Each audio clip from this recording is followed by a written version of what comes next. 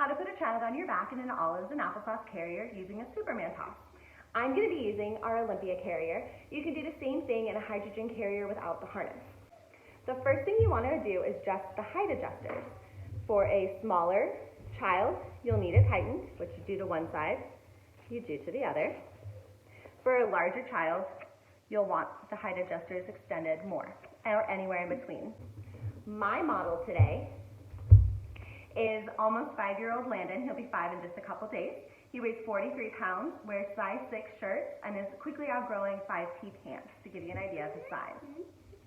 I'm 5'4", so I'm pretty short. Because of that, I choose to wear him just below my natural waist on my hips. Okay, that's okay, right here. I want my carrier parallel to the ground, and I want it snug but not super tight. For a smaller baby, you'll likely wear them a little bit higher on your body. I need his weight distributed to my hips a little bit more since he's so heavy. I'm going to take my left hand and put it under his left shoulder. I'm going to take my right hand and put it on top of his right shoulder. You can do this with a child sitting on the couch. You can do it with a child sitting in a car seat. Just make sure you keep a hand on them at all times. With a big kid, you can do it with them standing, so that makes it a little easier. When I lift, he's going to go over my left shoulder, and I'm going to make sure that I lift with as much of his torso as possible and not just lifting his arms because we don't want to dislocate his shoulders. For a smaller child, you can also have them lay on your forearm. He is a little bit big for that, though. So here we go. Ready? Ready to fly? 1, let go of the carrier. 2, 3, up and over. All right.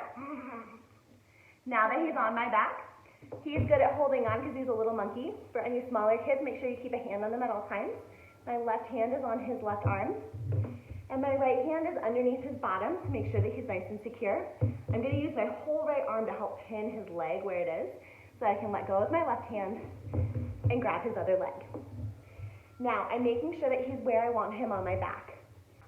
If he's way up high on my back and several inches over the waistband, then he won't be sitting where we want him. He'll be sitting in the body panel instead of the seat. Same thing if he's several inches below the waistband. So we're going to set him just about an inch above the waistband, pin his legs with my arm, reach down and grab the shoulder straps of the carrier, and lift them up. Now we're going to lift them straight into the air, give a nice little bounce, bounce him into his seat right where I want him. I'm going to hold the slack forward so that I can tighten it out of the carrier on one side, then the other side. There you go. I'm going to take his feet and I'm going to push up on them. This helps to just sit him down into that nice deep seat. And then if I'd like to, I can buckle my chest clip.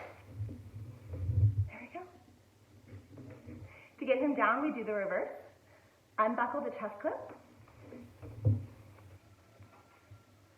loosen the carrier, and at this point I'm going to lean forward. I can stand straight up, but that slack will cause him to pull away from me, so it's more comfortable for us both if I lean forward.